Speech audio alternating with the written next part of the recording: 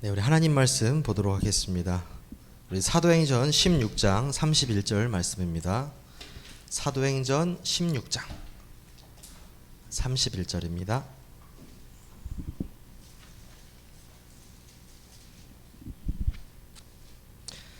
신약성경 216페이지 되겠습니다. 사도행전 16장 31절입니다.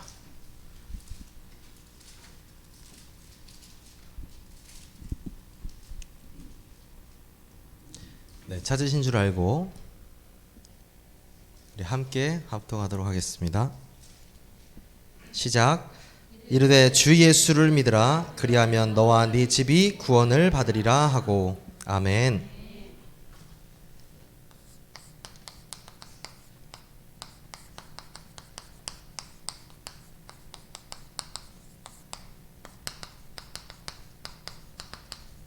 오늘 여러분과 함께 나눌 메시지는요, 가정 가문 복음화입니다.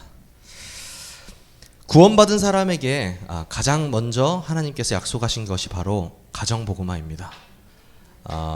이미 한 명이 구원을 받았다는 것은요, 그 가정에 하나님의 계획이 반드시 있다는 것입니다.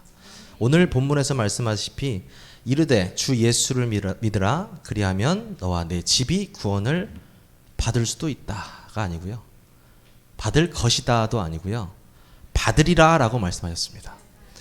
이미 여러분들이 파수꾼으로 계신 그 가정에서 또 그 가문에서 여러분을 통해서 가정 복음화가 이루어질 것이라는 것을 하나님께서 말씀하고 계십니다.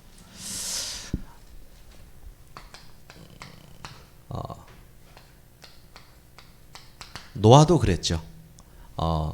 노아에게 우리 창세기 6장 14절이죠. 너를 위하여 방주를 만들라 라고 하시고요, 18절에 뭐라고 하십니까? 내가 내 언약을 세우리니 너는 네 아들들과 네 아내와 며느리들과 함께 그 방주로 들어가라, 이렇게 말씀하십니다. 노아 하나를 구원하시는 게 아니고요, 노아의 가족 전체를 모두 구원하십니다. 이뿐만이 아니고요, 이 아브라함에게 말씀하실 때죠. 아브라함에게 너는 갈대아 우르를 떠나라. 너 본토 친척 아비집을 떠나라 하십니다. 그러면서 너를 통하여서 네 씨로 말미암아 엄청난 축복을 예비하셨다고 말씀하고 계십니다. 창세기 12장 2절이죠. 정확히 뭐라고 하십니까? 내가 너로 큰 민족을 이루고 내게 복을 주어 네 이름을 창대하게 하리니 너는 복이 될지라, 이렇게 말씀하십니다. 아브라함에게 주신 약속이거든요. 모세에게도요, 모세 하나만 구원하신 게 아니고요, 모세를 통해서 이스라엘 전체 민족을 구원하시기 위한 하나님의 계획이 있으셨습니다. 여러분이 지금 현재 가정복음화 되신 분도 계시고 또 안 되신 분도 계시겠지만, 하나님께서는 여러분을 부르실 때 반드시 가정복음화를 계획하고 계신다는 사실입니다. 한 명의 파수꾼이 있다는 것, 정말 어마어마한 축복이더라고요. 제가 이번에 계속 많이 느꼈는데요, 한 명의 파수꾼이 있다는 것은요, 반드시 그곳에 하나님의 시간표가 있다. 너무나 믿어졌습니다. 어떤 분들은 가정의 시간표 속에서 하나님의 시간표 속에서 그 가정에 대한 복음화가 빨리 진행되는 분도 계시겠지만, 생각보다 이런 많은 시간이 필요하신 분도 계십니다.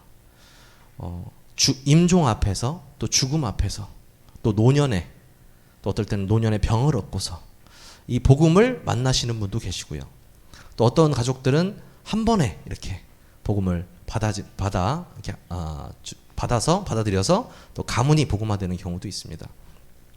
근데 급하게 생각하실 필요가 없을 것 같아요. 하나님의 시간표가 반드시 있다는 것입니다. 한편 이런 생각도 해봤습니다.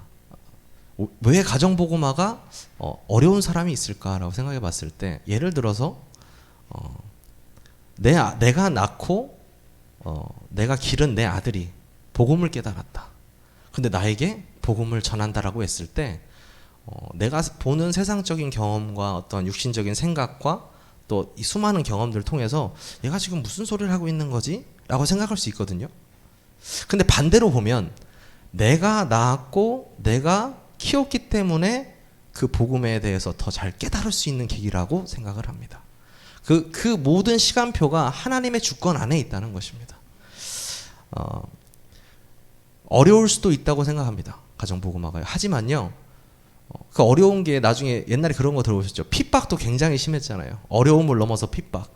저희 때는 그 메시지 들을 때 이런 얘기도 저희는 감히 상상을 못했는데 뭐 며느리가 믿는 집안에 시아버님이 머리끄댕이를 잡고 동네를 돌아다니면서 때렸다는 어떤 그런 이야기들. 사실 저희 세대 때는 보질 못했습니다. 뭐 때렸다고 하고요. 그리고 뭐 다른 데는 다 가도 돼. 그런데 교회는 안 돼. 라는 부모님 밑에 자라다가 그렇게 혼났다는 자식들. 또 저는 보지 못했습니다만 한두 번 봤네요. 남편이 찾아와서 교회에서 머리끄댕이를 잡고 나가는 그런 일들. 굉장한 미움과 핍박이 가정 속에서 있습니다. 그런데 그 머리끄댕이 잡던 분들이 장로님 되신 분들도 많이 있다고 제가 들었거든요. 머리끄댕이 잡고 나가셨던 분 중에 하나님께서는 반드시 그 부분에 계획이 있으시다는 겁니다. 반대로요, 그 가족이 만약에 가족 복음화가 됐다라고 하면 그 가족은 복음에 있어서 큰 힘이 됩니다. 그리고요, 큰 배경이 됩니다. 진짜 이 언약 안에 내 가족이 있고 그 언약의 여정 속에 함께 언약의 여정을 가고 있다는 가족이 있다면 정말 큰 힘과 배경이 된다는 사실을 제가 너무 잘 알고 있어요. 그리고 오직 복음이 아닌데도 일단 그 교회를 다니시는 분들이나 또 이제 그 어렸을 때부터 이렇게 기독교 집안에서 자라신 분들을 우리 가정 친가 친척 중에서 만나보면 조금 다르긴 해요. 이렇게 만나보면 마음이 편하고요. 일단은 영적인 세계에 대해서 이해가 좀 있기 때문에 복음을 말하기도 굉장히 좋습니다. 그런 부분에서 봤을 때 지역 복음화와 우리 민족 복음화와 세계 복음화에 있어서 가정 복음화는 굉장히 중요하다고 생각을 합니다. 성경에서도 굉장히 많이 나오죠. 근데 또 가정 복음화를 말할 때 예수님께서 이런 말씀하셨어요. 마태복음 10장 36절에 재밌는 얘기 하셨는데 네 원수가 집안 식구리라 이렇게 말씀하셨습니다. 이 의미는 뭐냐면요, 아버지와 어머니가 나보다 그러니까 너가 나보다 아버지 어머니를 사랑하는 것이 합당치 않다 이렇게 말씀하시면서 또 네가 자식을 사랑하고 나를 사랑하고 자식을 사랑하는 것이 합당치 않다. 그러면서 하신 말씀이 네 원수가 집안 식구리라 이렇게 말씀하십니다.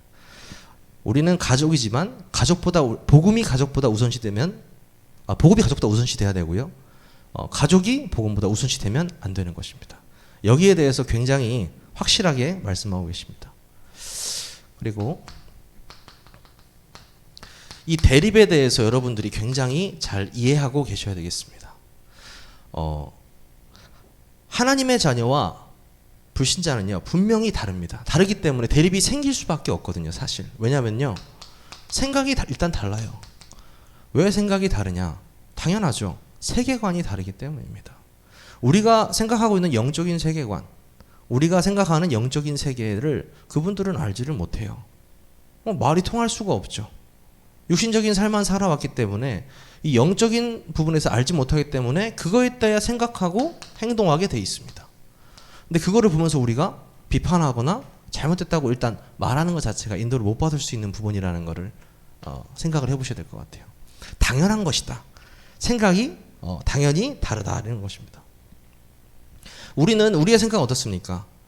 예수 그리스도가 우리의 원죄 때문에 십자가에 못 박혀 돌아가시고 죽으시고 3일 만에 부활하셔서 성령으로 나와 함께 하신다는 세계관을 가지고 있습니다. 그래서 우리는 그거에 따라 성령의 생각으로 인도받고 있기 때문에 당연히 다르잖아요. 근데 그렇지 않다고 해서 무조건적으로 배제할 수는 없습니다. 왜냐면요, 이 시간표를 봐야 되기 때문입니다. 여러분들이 이 시간표 때문에 우리 생각이 다름을 인지하고 계셔야 되는 겁니다. 그리고요, 가족 중에 다른 종교를 가지신 분들도 계시죠.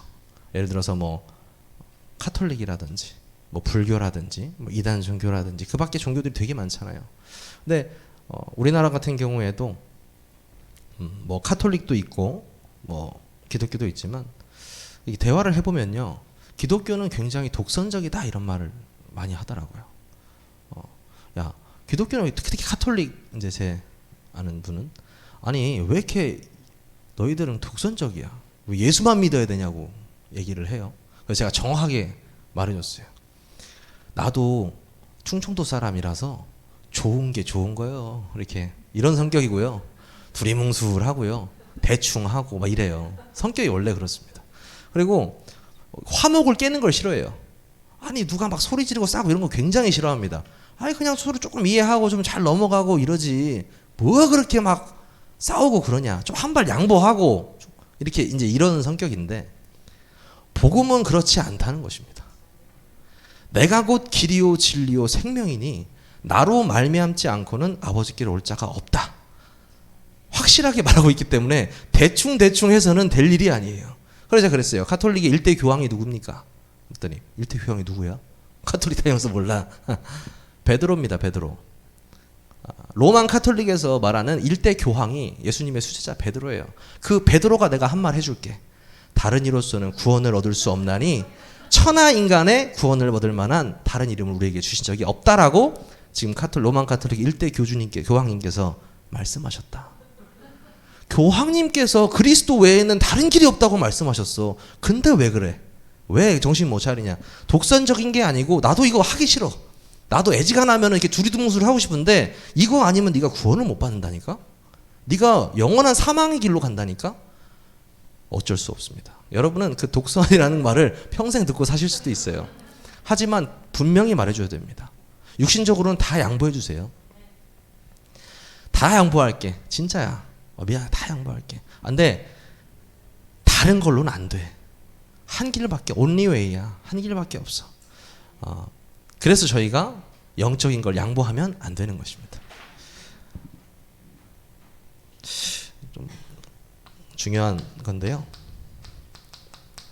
이 제사, 제사 참 특이해요. 다른 나라는 조금 덜 예민할 수 있는 문제인데 이 한국은요, 이 제사 문화가 굉장히 뿌리 깊게 박혀 있습니다.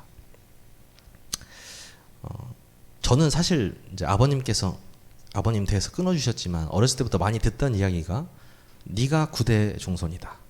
충장공파 21대 손이시고 제가 이제 22대 손인데 잘 몰랐어요. 뭐 2대 손이고 뭐 막 이렇게 말씀하시고 할아버지께서 어렸을 때 시골에 가면 이렇게 무릎에 앉혀서 무슨 동의보감 같은 책을 꺼내셔가지고 족보를 이렇게 보여주시면서 자 읽어라. 그럼 정모가 정모를 낳고 정모가 정모를 낳고 저 누구 낳고 계속 나와요. 계속 읽었는데 그 다음 연도에 가면 또 CD로 구워놓으셨어. 그 족보를 CD를 틀어가지고 또 이렇게 보여주시고, 그러니까 그 시에 대한 어떠한 그런 것들이 아주 깊게 박혀 있습니다.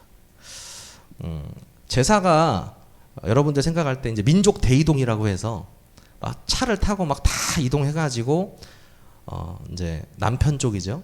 할아버지나 아버지 뭐 조상들 모신다고 해가지고 제사를 쫙 드립니다. 근데 제사가 뭔지도 제사 드리는 사람 많을 거예요 아마, 그죠? 근데 이 제사라는 게 좀 특별한 게 한국인들한테 좀 제사가 그냥 야 드려도 되고 안 드려도 되지 이렇게 됐으면은 사실 구한 말에 제사 안 드리겠다는 그리스도인들을 그렇게 정부에서 죽일 필요가 없었죠. 제사 안 지낸다고 그리스도는 죽였거든요. 제사 반대한다고. 우리나라의 조선의 정치 체계가 유교에서부터 시작됐습니다. 그 유교에서부터 시작됐고 그 유교의 근간이 무엇이냐면요, 가부장제예요. 그래서 옛날에 그런 말씀 많이 들어보셨죠. 가와만사성 뭐 이런 얘기 많이 들어보시고, 가장이 잘 돼야 집안이 회목하고, 또 이 유교 사상 자체가 사회나 정부가 큰 가정이라고 봤을 때 작은 가정이 잘 돼야 나라도 잘 된다 이런 생각을 갖고 있어요. 유교 사상이요.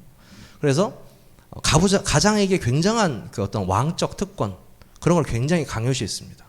유교적인 특성이죠. 그러려면요, 나라의 예를 들어서 나라의 가장은 누구입니까? 왕이잖아요, 왕. 그러니까 왕이요, 자신의 정치적 어떤 권세를 이용하려면요, 제사를 드려야 돼요.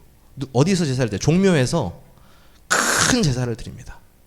그럼 여러분, 옛날에 양반들 보면은 제사를 막 1년에 수십 번 드리잖아요. 지금도 아마 그렇게 제사 드리는 사람도 있을 거예요. 수십 번씩 드리는 사람들.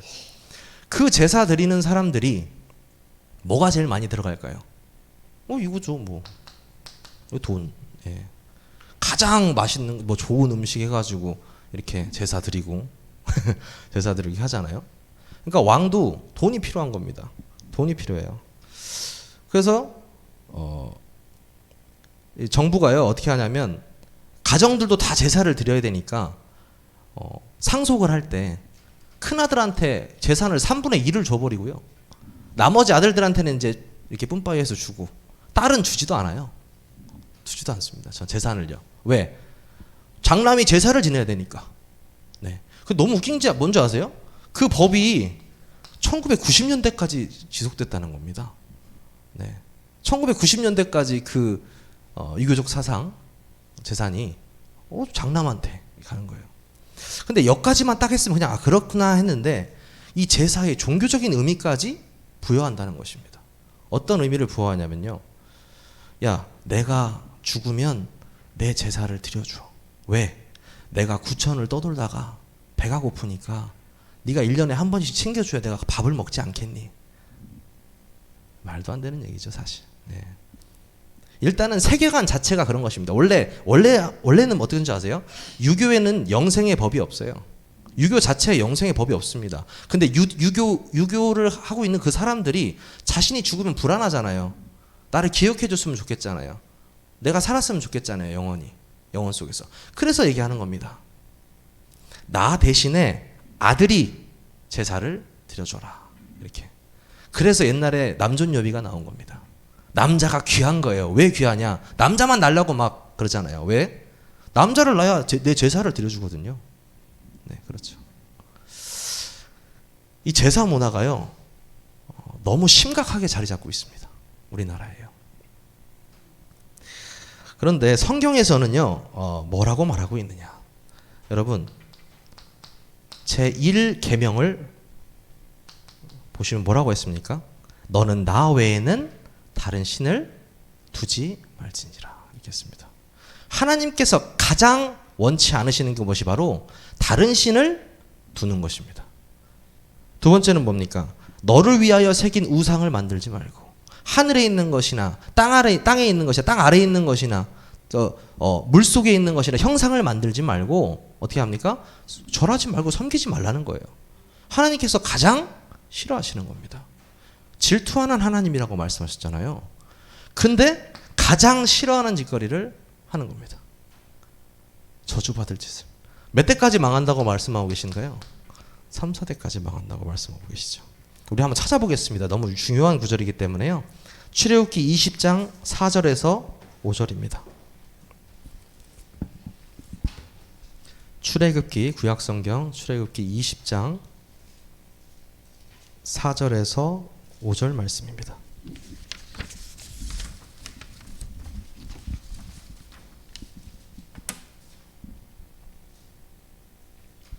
읽겠습니다. 시작. 너를 위하여 새긴 우상을 만들지 말고 또 위로 하늘에 있는 것이나 아래로 땅에 있는 것이나 땅 아래 물속에 있는 것에 어떤 형상도 만들지 말며 그것들에게 절하지 말며 그것들을 섬기지 말라. 나 내 하나님 여호와는 질투하는 하나님인즉 나를 미워하는 자의 죄를 갚되 아버지로부터 아들에게 3, 4대까지 이르게 하거니와. 아멘. 우리 뒷절도 한번 읽겠습니다. 시작. 사랑하고 내 계명을 지키는 자에게는 1000대까지 은혜를 베푸느니라. 아멘. 가족 간에 제사를 드리냐 마냐 이렇게 싸우는 것이 어떻게 보면 이제 육신적인 입장에서 보면 주도권 싸움이다 이렇게 생각할 수도 있어요. 그죠? 어떻게 보면 종교적 대립이다 이렇게 생각할 수도 있습니다. 하지만 성경에서는 그렇지 않습니다. 그냥 망하는 지름길인 것입니다. 그냥 제사는 곧 망한다고 말씀하고 있어요. 하나님이 제일 싫어하신다고. 하지만 네가 나를 사랑하고 내 계명을 지킨다면 몇 대까지요? 1000대입니다. 여러분은 예수 믿는 몇 대이십니까? 저는 2대째거든요. 정확히 말하면 수천하신 조부님도 예수 영접하셨기 때문에 3대째입니다. 여러분 예수 믿는다는 것은 여러분 세대부터 1000대까지 은혜를 베푸신다고 말씀하고 계십니다. 하나님의 말씀은요 1.1획도 틀리지 않습니다. 무조건 성취된다고 말씀하고 계십니다. 그렇기 때문에 3, 4대가 진짜 망한다니까요. 제사 지내면 그걸 보고 있으면 되겠습니까? 안 되죠. 더 정확하게 말씀하고 계시는 데가 있습니다. 고린도서 10장 20절 무릇 이방인에게 제사하는 것은 귀신에게 하는 것이요 하나님께 제사하는 것이 아니니 나는 너희가 귀신들과 교제하는 자가 되기를 원하지 아니하노라. 아멘. 너무 정확하게 말씀하고 계십니다. 이방인들이 제사하는 것은 귀신에게 하는 것이다. 귀신에게 너희가 귀신과 교제하는 걸 내가 원치 않는다라고 말씀하십니다. 왜 하지 말아야 됩니까? 귀신과의 교제입니다. 사람이 죽어서 귀신이 돼서 소복을 입고 나타나는 게 아니고요. 뭡니까? 사단 악령 귀신들. 하나님과 대적해서 떨어졌던 그 사단 악령 귀신들. 사단은 단수로 나와 있고 귀신 악령이 복수로 나와 있거든요. 그놈들입니다. 대신 받고 있습니다. 네.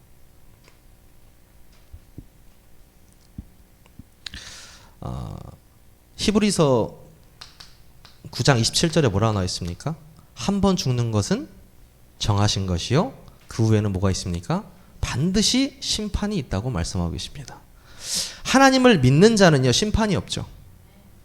하나님을 믿지 않는 자는 반드시 심판이 있습니다. 그렇죠. 그래서 우리가 제사 지내는 사람들을 보면서 안타까운 이유가 뭐냐면요. 너무 진짜 생각하니까 말리고 싶은데 악착같이 제사를 지내요. 좀 신기해요. 누구한테 배운 것도 아닌데 누구 어떤 것도 어떻게든 제사를 지내려고 하더라고요. 그래서 어렸을 때 저희 아버님께서 시골에 가서 그 제사 드리는 것 때문에 판을 얻고 막 화합도 안 되고 막 갑자기 집에 가자고 해서 가버리고 저는 충청도 입장에서는 이해가 안 되는 겁니다. 일단 가족과 화합하고 화목해야지 왜 저렇게까지 이렇게 불화를 일으키셔서 하실까 그런 생각이 들었어요. 왜 그렇게까지 형만 보면 다들 이렇게 하고 있고 왜 그렇게 할까?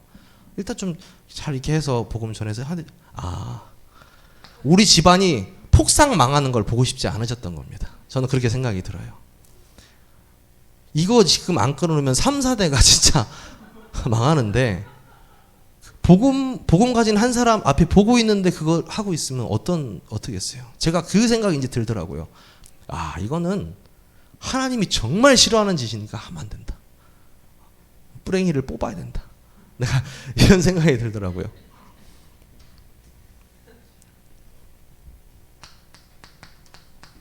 그리고요, 이 기독교에 대한 오해가 있습니다.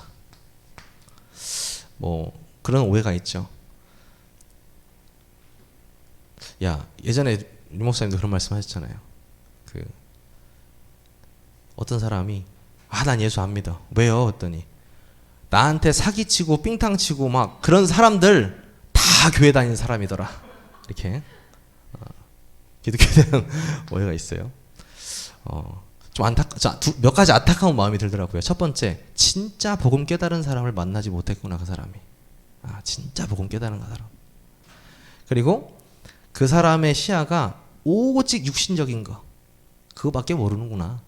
왜냐면 육신적인 복을 받으면 복 받는구나. 예수 믿으면 아파트 생기고 차 생기고 이래야 예수 잘 믿으면 좋은 거구나 이렇게 생각할 수 있잖아요. 예수 믿으면 사망에서 생명으로 옮기는 거거든요, 사실. 네. 예수를 그리스도로 믿을 때 영생을 얻어버리거든요. 근데 그거를 모르니까 기독교에 대한 오해가 계속 생기는 것입니다.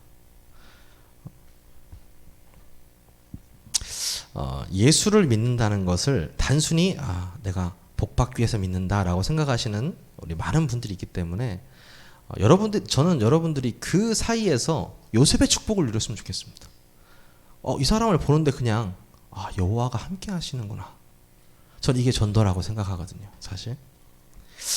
그렇지만 하나님께서는 그 시간표 속에서 반드시 기회를 주십니다.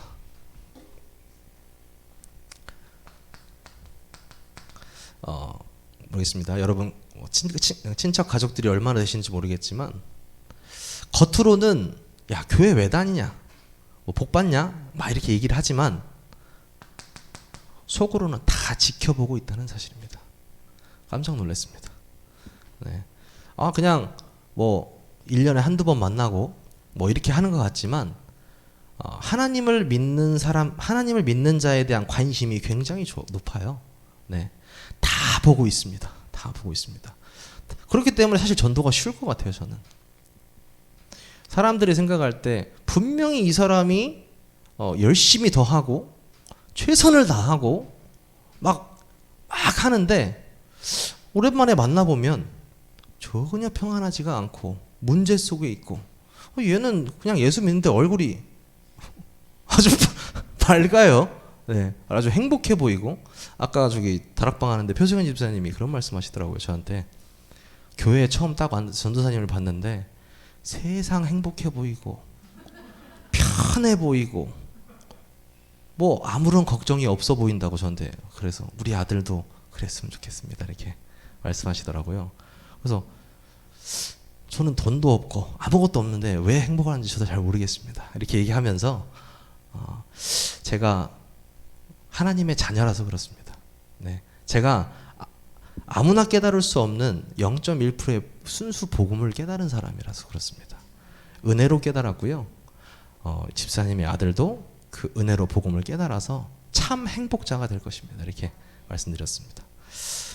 그 얼굴이요, 또 그 영적인 상태가요, 가면 전달돼요. 그냥 가족들을 만나면 그대로 전달됩니다. 바로 알아요. 왜요? 그 사람들도 영적인 존재니까요.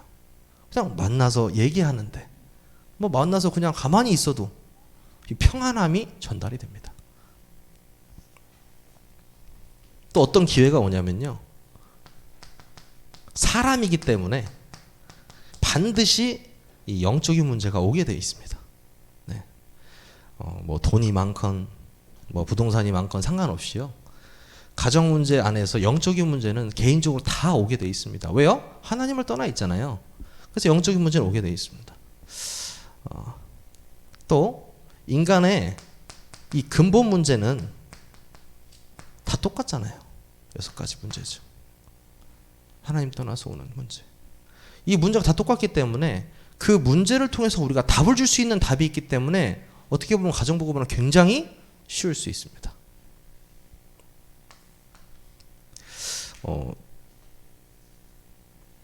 제가 요즘에 그 성경을 보면서 그런 생각이 들더라고요.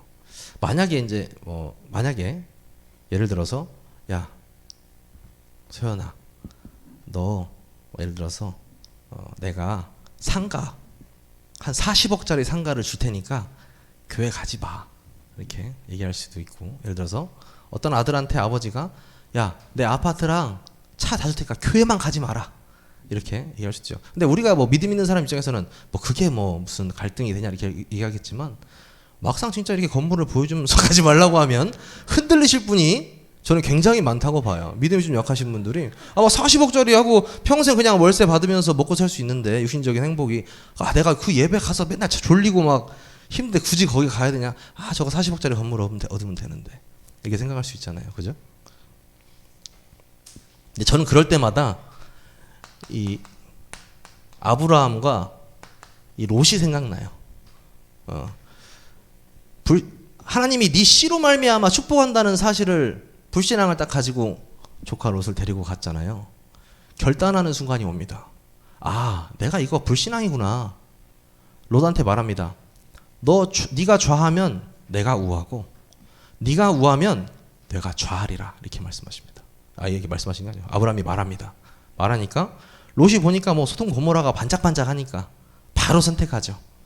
그리고 나서 여호와 하나님께서 그 아브라함에게 말씀하십니다. 아브라함아, 눈을 들어 북쪽과 남쪽 그리고 동쪽과 서쪽을 바라보라. 보이는 모든 땅을 너와 네 자손에게 주리라. 영원히 이르게 하리라. 이렇게 말씀하십니다.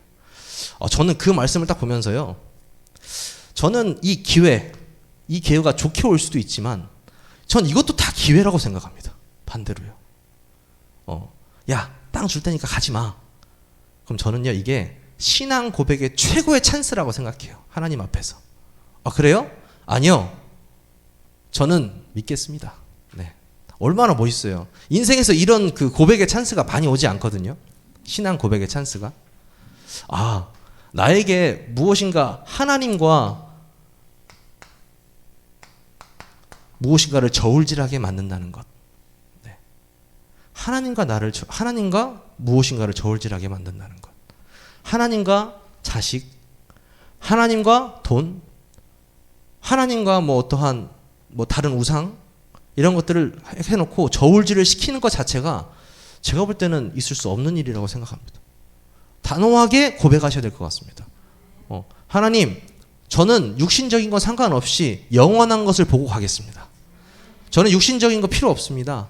하나님의 축복이 필요합니다. 왜냐면요, 제가 하나님 자녀고 제가 전도자로 살기 위해 태어났기 때문입니다. 이런 고백을 할 수 있는 절호의 찬스. 저는 이것이 다 절호의 찬스라고 생각합니다. 여러분에게 그런 혹시 기회가 오신다면 어떤 상황에서 상관없이 주저하지 말고 신앙 고백을 하시기 바라겠습니다.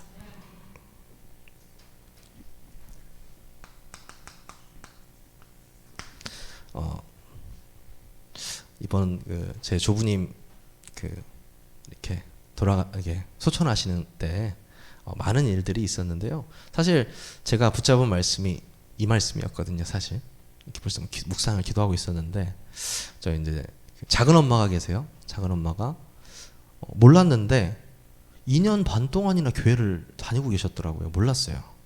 그러면서 이제 내가 자리에 가만히 앉아 있는데 와서 물어보시는 거예요. 11조는 해야 돼? 이렇게. 교회 다니신 지 얼마 안 됐으니까. 구약은 뭐고 신약은 뭐야? 그러니까 그럴 분이 아니세요, 사실. 그러니까 제가 이거 뭐지? 가만히 있는데 와서 왜 그러지? 해가지고 복음을 전달하고, 그리고 자연스럽게 자신의 어떤 가정에 있는 문제든 이런 걸 말씀을 하시더라고요. 그러면서 또 복음 이야기하고 영적인 거 이야기하고 계속 얘기하면서 진짜 캠프가 됐거든요, 사실.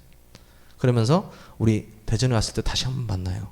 그래서 약속도 잡고 하면서 너무 신기했던 게 뭐냐면요, 하나님께서는 미리 예비하셨다는 겁니다.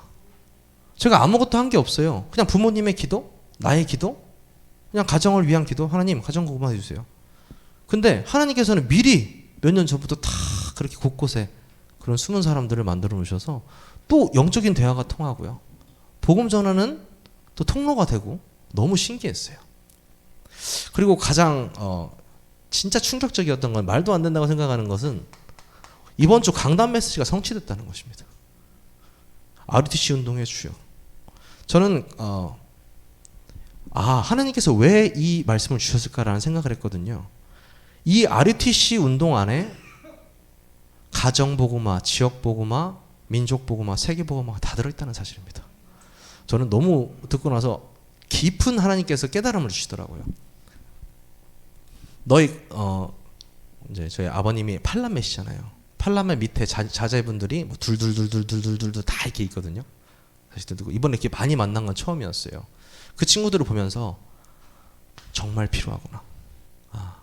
그리고 그 친구들이 복음을 깨달을 때 세계복음화의 큰 힘과 배경이 되겠구나. 이런 말씀을 저한테 확 주시더라고요. 확신을요. 그래서 내가 이러면은 우리 정씨 가문에 한 명이 복음 받았는데 어마어마한 것을 하나님께서 예배하고 계시는구나 라는 것을 깨닫게 되었습니다. 하나님께서는 진짜 너무 세밀하게 깔때기처럼 운동하시는 것 같아요. 큰 깔때기가 하나로 탁 이렇게 되듯이 복음의 깔때기로 딱 준비해 놓으신 상황을 제가 정확히 보는 한 주간이었습니다.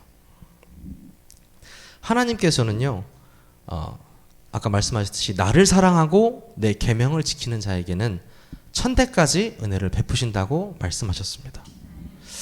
저는 이 언약의 말씀이 반드시 성취될 것이라고 굳게 믿습니다. 그리고 여러분의 가정과 모든 가문과 또 관계된 어떤 다른 모든 친척들까지도 이 운동을 통해서 전부 복음화 되어질 것입니다. 여러분 이 말씀을 한 주간 깊게 묵상하시기를 바라겠습니다. 우리 기도하겠습니다. 언약의 하나님 감사를 드립니다. 창세전에 우리를 택하시고 우리를 부르시고 가정 가문 복음화를 계획하시니 감사를 드립니다. 하나님 남은 한 주간 동안 이 말씀이 각 가정과 가문에 또 현장에 성취되게 하여 주시옵소서. 예수 그리스도의 이름으로 기도합니다. 아멘.